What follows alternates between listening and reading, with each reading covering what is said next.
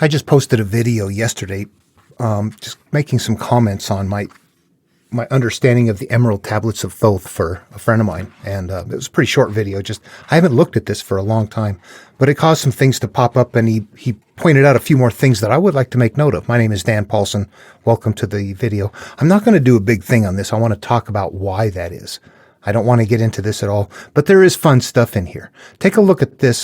This is his comment. After I posted that up, he said, he's getting this right here from the Tablets of Thoth, and this is referencing my numbering grid that I'm finding in the Abrahamic material, starting in Genesis, the 7-3 grid, with the 15, 12, 40s, 4, 2s, all that. What do we have? 7 are the mansions of the house of the mighty. 3 guards of the portal of each house from the darkness. 15 are the ways that read to Duat. 12 are the houses of the lords of illusion, facing 4 ways, each of them different. 40 and 2 are the great powers judging the dead. Okay, so we just see right there that they're using the same numbers, aren't they? So more and more it looks like this is a Judeo-Christian, that whoever knew this and wrote it was really pulling from Judeo-Christian works, not just Enoch. I made that point in the first one. If we look right in the beginning here, some of the first things that has to happen in a work is that we have to be told that things work in cycles, and that there is going to be cause and effect. Now, Buddha will say karma. Jesus will say the measure you mete unto others will be likewise meted unto you. Islam would say the law of reciprocity. That is everywhere. It's the measure you meet. The golden rule, isn't it? That is well known. That is cause and effect right there. Everything in the universe works in cause and effect. Nothing happens in a vacuum. There's something that happens that makes something else happen, that makes something else happen. That's how everything works. The reason that is important is because as we live life and we continue to have cyclical pain, it's based in these two things right here, cause and effect and cycles. We're going to cycle in pain, cause and effect based on what we are holding on to in our memories up here. So that's important. So in the beginning, they're going to nest that in there somehow. Right here in the very first, just a few lines here of the very first tablet. I, Thoth the Atlantean, master of mysteries, keeper of the records, mighty king magician. Right there, he just identified who it was. Living from generation to generation. Oh, generation to generation. We got cycles happening. Being about to pass into the halls of Amenti, about ready to go into, I'm ready for purification. Set down for the guidance. Now it's time to establish what we need to do of those that are about to come after. Those who are about to come after, these records of the mighty wisdom of the great Atlantis. There's the cause and effect. Set down for the guidance of those that are going to come after. We're looking for things like that. We're going to see this right in the beginning in Genesis, in the first creation story in day 3, when the trees are made that produce seeds that when they grow, they produce the same plants that produce the same kind of seeds again. We've got this cause and effect thing going on in there in cycles. And so that is right here. Now, just think of the metaphorical implications of this for a minute. It's the creation of me. The earth is me, my life experience. The seed that is planted in the earth represents the experience that I have had and the judgment that I've had. And as a result, it produces a tree, which represents the idea that now something physically emerges. It might be happiness, it might be anger, it might be fear, it might be shame, it might be something that whenever this seed that's been planted gets fertilized or triggered again, it continues to emerge the same sort of a tree. That's the cause and effect and how it works at the level of, well, the template, the human life template. That is indeed right here. And the great city of Kior, on the island of Undal, these are where we have to start working different analogs. It's going to be about up here in the mind. It always is. They're just going to call it something different. And the great city of Kior, this is who I am. Kior is who I am, based on my bundle of memories and my experiences, how I live through my experiences. On the island of Undal, in a time far past, I began this incarnation. Thinking island. There's, I don't know, I'll have to read this. Are there multiple islands that go along? If there is, it's going to be following them like a Greek myth, like we're going from island to island to island. Each adventure happens along the way. If not, then it might be doing something like the island is me. My physical existence is the island. The city is my belief system that I'm currently living through. It could be something like that. That's the way we're looking for it to work. It's going to somehow fit some kind of a category like that. What it is here, I don't want to study it. So that's like I begin this incarnation, a time far past, I begin this incarnation. That sounds like an isolation. Yeah, like there's few called, many called, few chosen, put in the basket. In a time far past, I began this incarnation. Long ago, I began who I am as this person. You know what? As I go through these, you just keep learning more. You keep figuring things out. All right. That could actually probably mean that when you're first born, you live through that higher awareness. Thoth, this is the higher awareness. This represents something that is telling the story. So Thoth was around when we were born, but then leaves. So that's probably what that is. That's normally a part of each of these stories. In the beginning, there is the disappearance of the higher awareness. It leaves because as we live life, we lose touch with that. That's where we're from and where we're going back to, but we lose touch with it. And we live through our memories and our perceptions unless we learn that and then return back to that. So that could be what that's referencing right here, that I used to exist, I left.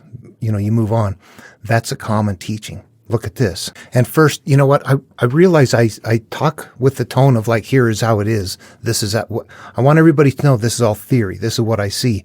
But it's demonstrable. You look at it. I'm only showing it because I can show things and talk through things, and we can place ourselves somehow experientially into the story. That's the only reason. Supernatural claims, no. So look at this. These are puzzles. We have to look at them with an eye of trying to understand something at a deeper level. This one's from the book of Revelations. I've got my work on here. Get chapter 1, verse 17, 18 is the one I'm looking for. 17, we're talking about the appearance of God. The appearance of this image is coming back to us. And when I saw him, I fell at his feet as dead. And he laid his right hand upon me, saying unto me, Fear not, I am the first and the last. I am he that liveth and was dead. And behold, I am alive forevermore. Okay, this is part of a more recent understanding and developing of a consistent pattern that I'm seeing in here of the early on of God being there all the way from the creator and the Babylonian Enuma Elish, Apsu and Tiamat, the mother of all. Apsu gets put away and trapped away until it's time for Marduk to come over and defeat Tiamat, the early self, and take over and start healing. So we're going to see that pattern in there emerge eventually, where you go, the creator became unavailable during this time frame. Then if you go and read Genesis, you'll see that right after Cain and Abel, he makes some kind of a blessing on Cain to save him, and then disappears until everything has gone bad and it's time to destroy the earth. Where did God go? When we see Abram and Sarai, God puts them in a land of famine, then disappears and doesn't do anything until it's time to send plagues to Pharaoh because he's married Abram's wife and has given Abram slaves and animals for her, and it's a punishment for something he didn't know. Abram and Sarai lied to him anyway. So, but where's God during this time frame? You begin to see this conspicuous absence of what this ends up being is this. We emerge from the higher awareness. We live through the higher awareness until we begin to have memories and physical experiences. Then we live through those. And we want to get to a point where we live enough and understand enough and develop the cognitive skills to let go of the things that we're hanging on to, the physical path that we've taken to get back to living through the higher awareness. This right here represents the reemergence of that higher awareness. This is the beginning of the journey. You are now reconnecting your consciousness with your higher self and ceasing to live through the memories. That's what's being represented here. Not as the little men of the present age did the mighty winds of Atlantis live and die, but rather from aeon to aeon. Atlantis, if treated the same way as a monomyth, then what it does is it represents us. Atlantis is each and every one of us, and it's three-tiered, and it starts out being created with an outer shell. As time goes by, there's a development and there's a corruption of this three-part eventually to where it gets corrupt so bad that it has to be destroyed and sunk. Again, it's a common flood motif. It represents our life cycle experience from living up to a point to where it goes bad. And the flood became a representation of a purification, think of the times. Think of being in floodplains when it's not flooding and time going by and animals dying and there's no resources. It would probably be very nasty at times, full of all kinds of fecal matter, dead animals. It would activate your gag reflex. What would a flood do after it was done? Oh, yeah, that's a perfect metaphor for what I need to do in my life experience. I need to have a flood and start over again. Bingo. This is not off topic because it all does blend together, but in its simplest form, we're going to hear from Jesus to resolve the odd against your brother to have a better life. Here we're having a flood in order to become naked.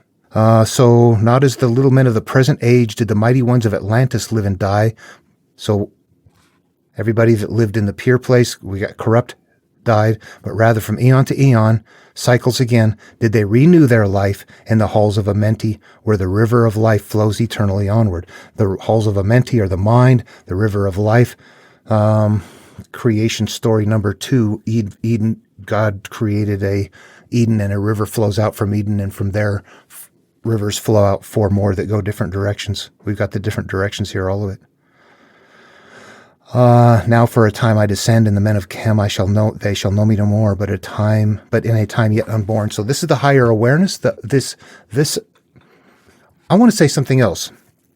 Actually, before I go on, there are different perspectives to tell the story from. I need to be clear. When we're doing the Abrahamic material, it's third person, but it's looking at the story and all people. You've got the God is the higher awareness, whoever the male is in the role, the female, the offspring, the experiences, their animals and slaves, characteristics, all of that become component parts.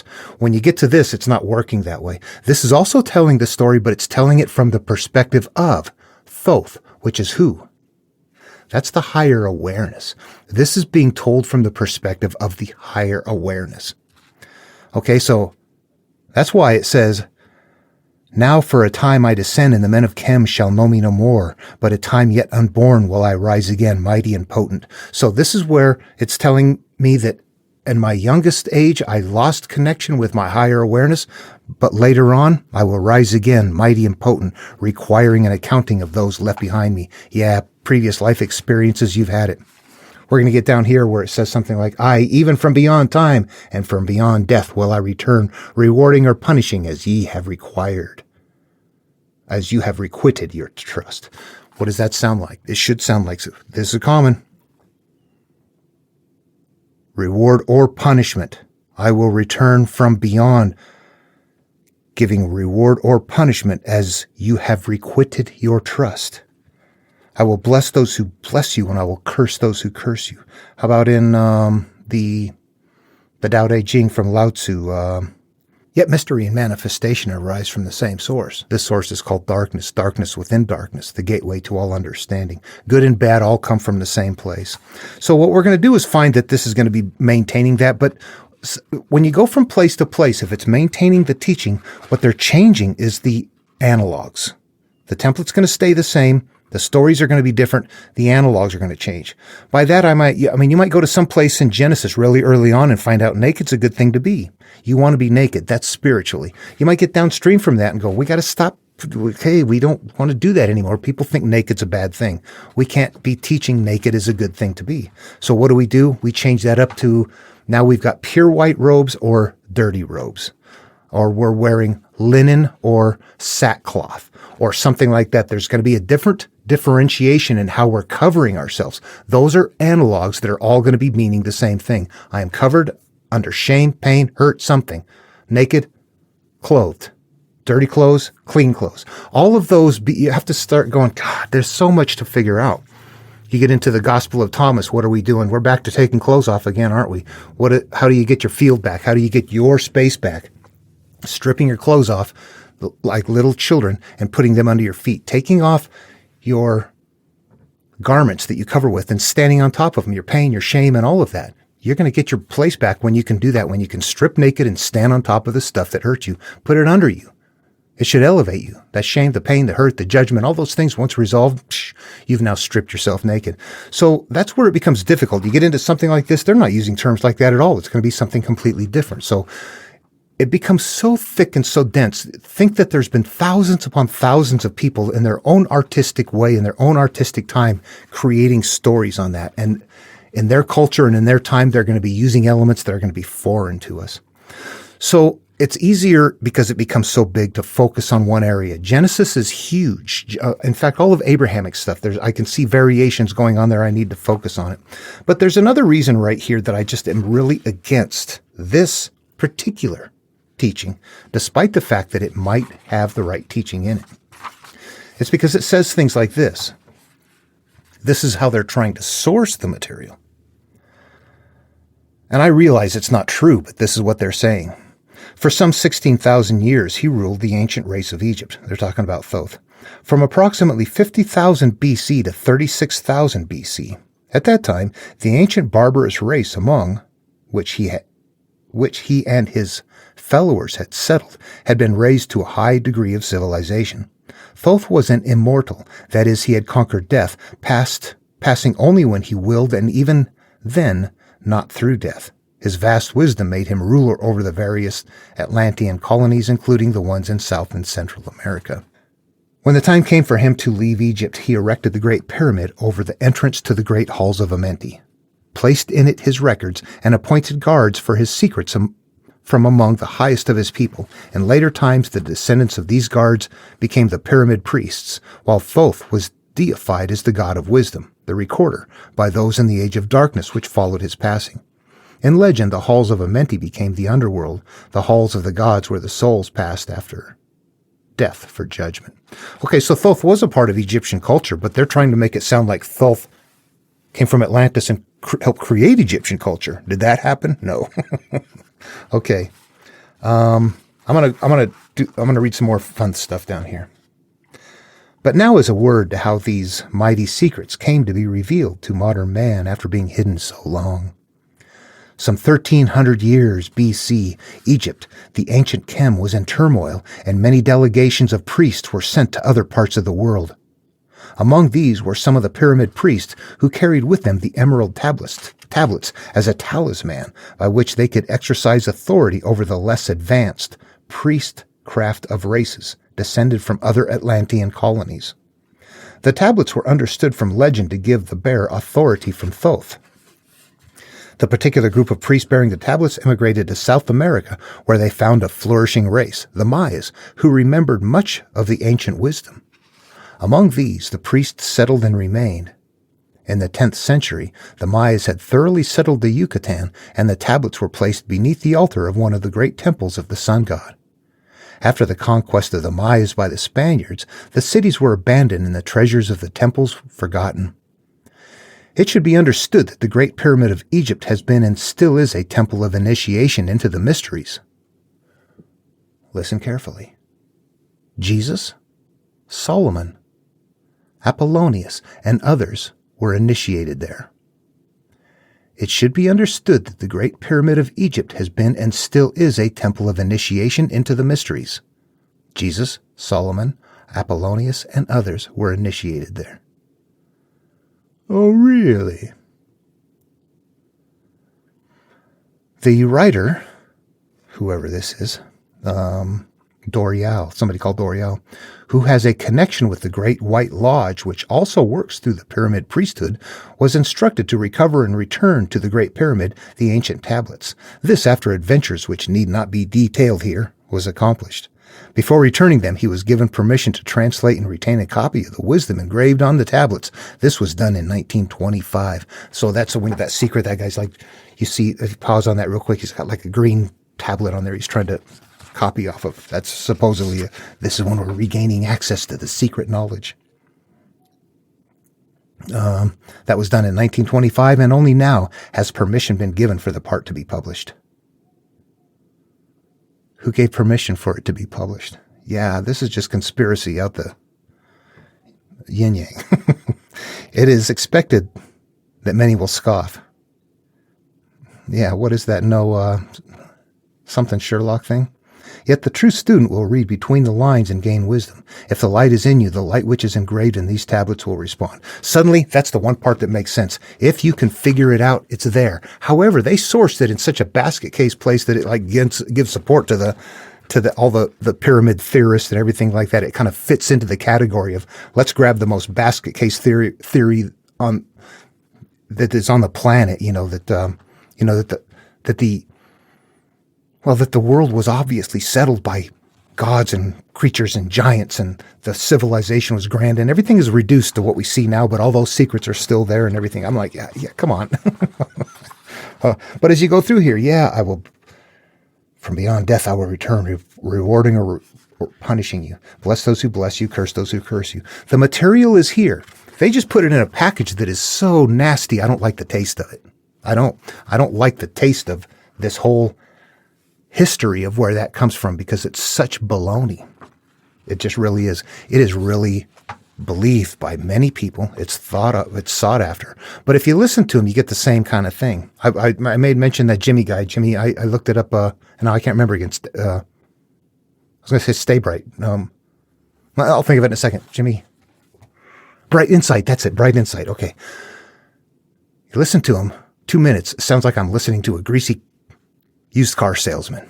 Seriously, the tactics, all the stuff that's there. It's like the kind of talk you would be hearing in a group of people that are like being manipulated by somebody. This to us. How can they expect us to believe this? What are they trying to, and it's like, wait a minute, I'm watching a YouTube video. This guy's got this whole evangelical thing going on that just sounds very phony. They're not trying, what they're doing is just discounting science. What are they trying to expect us to believe? That these loincloth wearing savages could build the pyramids? How stupid do they think we are? And I sit here and listen to this person and go, well, dude, you don't want to hear how stupid I think you are. I don't know if he's dishonest or that's the issue. You just look at stuff like that to go, and they're the kind of people that they're not onto that teaching. They don't know that teaching, but they're all over this ancient civilization, pyramids there. There's secrets underneath the Sphinx. There's the halls of Amenti. All the secrets to mankind are held there that we're never allowed access to, and all of that. Yeah, I don't get into that. There's something that's very tangible that can be explored, that can be looked at. There's a pathway in here that can be taken. Looking at all that stuff and going over there and spending your money to go on a tour to see broken pottery that obviously couldn't have been made by anybody except for people from 50 million years ago or something, 50,000, I don't know. Okay, I don't want to keep doing that. That's my problem here, is that really it links up good material with a really basket case source. So I don't like it. I don't want to be, I want to be associated with the template. I do, but I don't want to be associated with this source. It would be the same thing as me saying I want to be associated with understanding what Jesus' teachings. I do not want to be associated with Christianity. I'll be clear about that. Christianity and what Jesus teaches are not the same thing. What the Buddha teaches in Buddhism is very close. What Jesus and the Buddha teaches are identical. What Buddhism is and what Christianity is are radically different. Okay? In one case, you're following a teacher, and the other case, you're worshiping him like an idol and ignoring his teaching. All right, so I want to make that clear, but I don't want to get into this. Not only that, they're going to be utilizing things in here like, let me just see. Let me find something real quick. Deep I bowed to homage before the lords of life and the lords of death, receiving my gift, the key of life. Free as I of the halls of Amenti, bound not by death to the circle of life. Far to the stars I journeyed until space and time. I have to learn what all of those analogous terms mean. I have to go through this and study and try to figure out how they fit up here in a mental hierarchy, in a space, and a thought process. And it takes a long time. And I'm so ensconced into a really complicated Genesis and Abrahamic material right now. I kind of need to probably stay there. I'm struggling with that. It's daunting. It's huge. It really is. I see something, but it's just hard to convey it. So I'm just plugging away at it like this. All right, this is kind of stark. What I find is that all of the parts of the story mean something. We can't dismiss anything. For example, Nephilim. We've got, what is this? It's a part of me. We have the sons of God. This is something from a higher self. I will bless those who bless you and curse those who curse you. That's where it's coming from right here. The sons of God. Okay. It's just a life experience that is going to violate the beautiful daughters of men. Men is each of us. And the beautiful daughters in a hierarchy, in a mental hierarchy, are our inner qualities, our love, our joy, our innocence, all those sort of things that over time become corrupted. They do not stay pure. But why is that? And then what happens as a result? There's huge offspring as a result. Now we blow up, we explode, we have fits, we've got issues, we cry, we are depressed. There's some sort of offspring as a result that prevents us from being happy. This is really the life experience that we're going to see within the template, that this is what happens to a person, how we come about and how we have life experiences and how we get to a point where it's like, I hurt, what do I want to do? This is talk to the guru moment right here. Watching these videos and looking at this material is turning to the guru. That the material becomes our guru if we know what to do with it. And the objective here now, what happens if I was to continue on with the Genesis story, that the flood occurs and Noah is us. And on the other side, we have consumed wine, which means metaphorically, we've consumed something from our new life experience and we feel good. We're uncovered. We are naked. Is that a good thing? I'm going to go crazy and just blend everything in this video. How's that? The collected works of Khalil Gibran, the prophet, author of The Prophet. There's a short one here called The Greater Self I want to read real quick. This came to pass after the coronation of Nufsabal, king of Byblos. He retired to his bedchamber, the very room which the 3 hermit magicians of the mountains had built for him. He took off his crown and his royal raiment and stood in the center of the room, thinking of himself, now the all-powerful ruler of Byblos. Suddenly he turned, and he saw stepping out of the silver mirror which his mother had given him a naked man. The king was startled, and he cried out to the man, "What would you?" And the naked man answered, "Naught but this. Why have they crowned you king?" And the king answered, "Because I am the noblest man in the land." Then the naked man said, "If you were still more noble, you would not be king." And the king said, "Oh, because I am the mightiest man in the land, they crowned me." And the naked man said, "If you were mightier yet, you would not be king." Then the king said, "Because I am the wisest man, they crowned me." And the naked man said, "If you were still wiser, you would not choose to be king." Then the king fell to the floor and wept bitterly. The naked man looked down upon him. Then he took up the crown and with tenderness replaced it upon the king's bent head. And the naked man, gazing lovingly upon the king, entered into the mirror. And the king roused, and straightway he looked into the mirror. And he saw there but himself, crowned. All right, I'm not going to analyze that. It's more fun to do it on your own. I'll ruin it for people. Shut up. Let me think about that on my own. Those are fun puzzles to work out, but you have to do it in your own head for it to really wire in. Okay, so what I'll say in this case, naked is an analogous term, which means really that you don't have anything that you're that you wouldn't tell anybody. You've got no shame, no hurt, no something that that wouldn't be okay, that gives you some sort of cause to not feel okay about yourself. And you know what? I said don't tell somebody. I mean, generally it's the cause. Maybe you are, maybe you're not. Maybe you can talk about the cause of it. However, you can't forgive. Yes, this happened to me. I got molested, and this person, there's just hatred going on and on about it. So it might be, I got to be careful how I say that. These are the things really that hurt our lives. That if you can think about in your mind, that take you from a smiley face, everything feels good, to something different, those are the issues right there. They're just that easy to spot, that you're completely shed of all of that. And if that's the case, then you are naked. You're said to be spiritually naked. And then, of course, the methods of doing that are, forgiving the ought against your brother, fasting as to the world, killing off the fig trees that don't produce fruit. All of those sorts of things are parts of the process to clear out the the mote in one's eye so that we can see clearly and that we're not seeing our powerful selves clothed, ruling our kingdom, that somewhere behind the mirror is something different.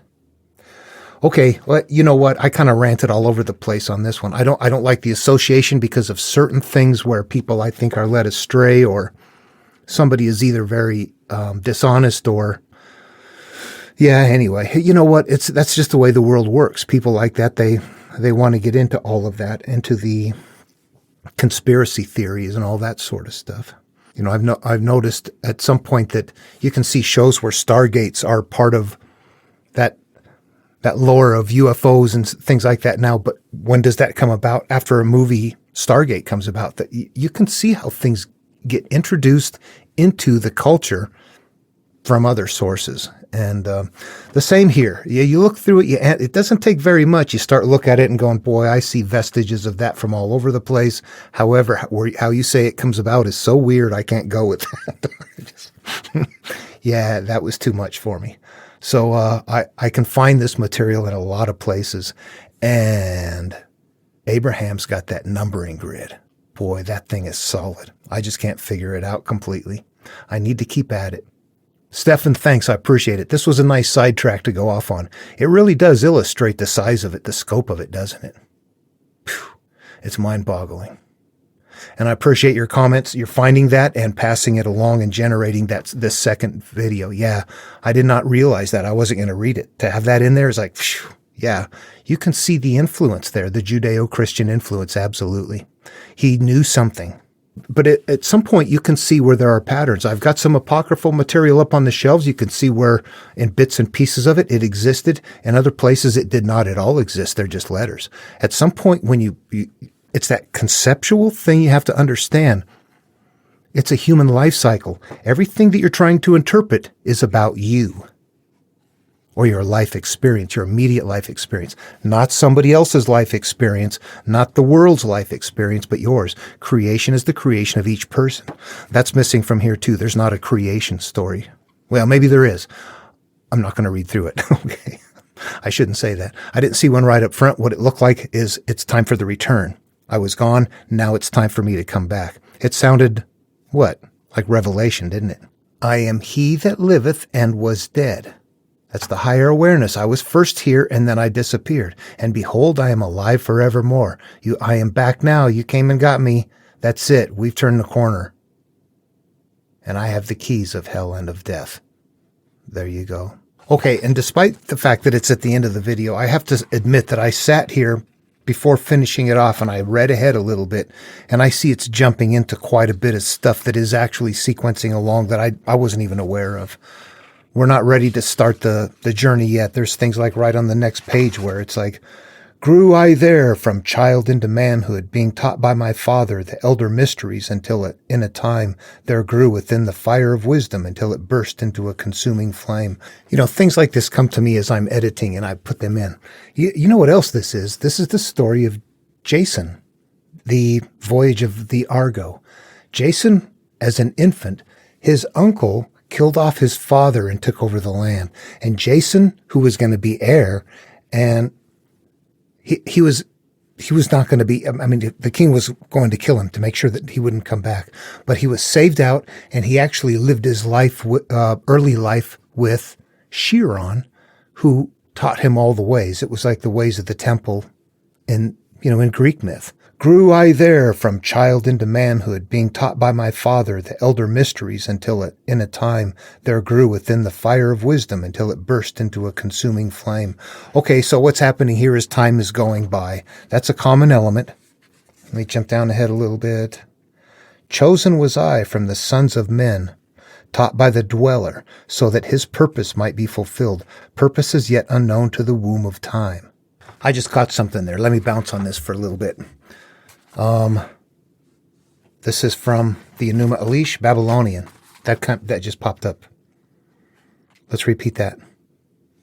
Purposes yet unknown to the womb of time. Now here, from the Enuma Elish. There were no names to be spoken, and no fates pronounced. Purposes yet unknown to the womb of time. There were no names to be spoken, and no fates pronounced. Purposes yet unknown to the womb of time. There were no names to be spoken, and no fates pronounced.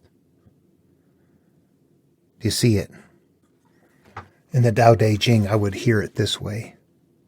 Free from desire, you realize the mystery. Free from hanging on things. So what this really very much signifies right here, if you look at it, this is a very specific point where we have not yet begun to name things. We are still infants right here. So at this point in time in the tablet, purposes yet unknown to the womb of time means that you have not yet made decisions and you really haven't, your life is not yet aligned yet. You're getting ready to have life experiences. This is a very infant point right here. I see that now. It would take a lot of work though. I got to let it go. I'll get caught up in it. Long ages I dwelt in the temple, learning ever and yet ever more wisdom. This is the isolated person. Not many people are going to do it. Many called, few chosen. Many carry the ark, few see inside. It's not quite. I want to be careful, but there's almost vestiges of Jesus in the temple in there, isn't there? Yeah. Spending time in the temple, wowing the wise men. All right. Do you want a parallel to that one that's incredibly hard to see? It'll come from the Gospel. The Gospel of Thomas. It actually originated from an Aesop's fable about 500 years earlier than the Gospel of Thomas. So it's a Greek material. I'll give it to you in its form from here. The Pharisee is like the dog in the manger, for neither do they eat, nor do they let the cattle eat. Okay, so the story is this. In the Greek myth, they just left out the Pharisee is like. It was just the dog in the manger. So the idea is that somebody has a hold of this material, but they don't understand it. They're teaching you everything about it, except they don't know what's really there. Jesus is wowing the men in the temple. What's he doing? He knows there's something in there that they don't know. They're teaching the material. They're the Pharisees. He's the one that understands. He knows there's something in there. It's a path that goes through a certain mind. Taught me he, the path to a mentee, the path to the mind, the Tao, the way. The underworld where the great king sits upon the throne of might. That's up here. That's the higher awareness. Do you know what that is? Do you want to find Thoth? Thoth is that higher awareness. So when you awaken at night and you're tossing and turning, you're fitful in sleep, and there's a part of you that's trying to interrupt from time to time that you don't give much attention to, the part that's telling you, relax, you got to sleep, there's nothing you can do tonight. And it doesn't feel attached. That right there, that's the higher awareness, and that's Thoth. I only use that as an example. We can get there in our waking state. You can do that right now. If you're focused on something and you're not even worried about and concerned with other things, you might be focused in the moment, actually. But if you can just stop even focusing in the moment and exist from a state of detachment, that's it. When you get to a point where you realize, you know what, life is this, that's something, there's a point that it can be a struggle to get there. Practice it. But the more you can get there, that's it right there. That's the higher awareness, and that is Thoth. And remember, when they're telling these stories, Abrahamic material is going to be telling this third person. This material is telling it from the perspective of Thoth. You might find some material like Gospel of Mary or things like that. That's being told from the perspective of the inner self. Yeah, these are purposeful. People don't recognize that. If you read it that way, that's why it wants love. That's why it wants to be attached. We do. We want our conscious and our subconscious to be married in a way that we're not acting out. You can be not paying attention and it doesn't matter. No matter what. Life's okay. That's where we want to get. That's a marriage between the man and the woman. The perfect union. But that's a self thing. Yeah, it's weird. Think of the sound of it. This female that's just like, please take me, be my everything, guide me, tell me what to do, be my all. I will be subservient to you. And you're like, oh, okay, is this a good thing? This is about the subconscious and the conscious. It's a mental hierarchy. That's the only way it's going to be okay. No, I wouldn't live that way in the physical world. I couldn't live that way with my wife. Nope. She couldn't live that way with me. We're not that. That would be that'd be a tough personality thing. Narcissist control. No, this is about a mental hierarchy. That is why the woman is to obey the man, because the inner part is a product of the thinking and the choosing of the mental part. We not only had the experience physically, but we made a mental decision about the quality of that memory. I now have assigned it shame, hate, anger, that sort of thing. The female is a product of that. That's why it's subservient. That's why it wants the male to do a better job and treat it better and to give it love. Yeah, weird, but that's how it works. For example, if we come to Song of Solomon, there's actually this dialogue back and forth between the conscious and the inner self. So it's kind of a love poem going on internally. I won't get into it too much. Let him kiss me with the kisses of his mouth, for your love is better than wine. Because of the because of the flavor of your good ointments. Your name is an ointment poured forth. Therefore do the virgins love you. I'll jump around a little bit. He replies back, if you don't know you're the fairest among women, go your way by the footsteps of the flock and feed your kids beside the shepherd's tents. I have compared thee, O my love, to a company of horses in Pharaoh's chariots. Your cheeks are comely with rolls of jewels, your neck with chains of gold. Okay, so to me, these are, I don't know. I got different styles of these things. I read them. They're like, I don't know. They're like over-the-top soap operas, kind of love stories. I don't like them so much. I like the Ezekiel, the adventures, things like that. There's different stuff. At some point when you see what's going on, you find your favorites. Yeah, I definitely like certain ones, and ones like that I'm not a fan of. But when you see them, that's what they're doing. It's a dialogue between, it's an inner dialogue between yourself and all the parts thereof. So those are fun. It's just a different style. That is not a monomyth. That is not a self-healing path. That is something different. I'm sorry for straying there. I edited that in and it made a bad fit. So we're going to get back to the higher awareness. That's where I kind of jumped in and went off course. Forgive me. I do this a lot. That is what we had to begin with in life, but we've lost it. It's still there. We see vestiges of it. It floats in and out, but we don't know it. So becoming aware of it is the pathway. That's learning the path. You can read through the material and you understand eventually that that's what they're doing. That if you keep playing with those parts, you're like, okay, not only is that right, but it works. If something's going bad and it's not okay, and instead of getting caught up into the emotion, I stop and I understand to go to bring in the higher awareness to exist in my conscious state instead of the memory. Bingo, I'm starting to turn the corner on what to do with this material.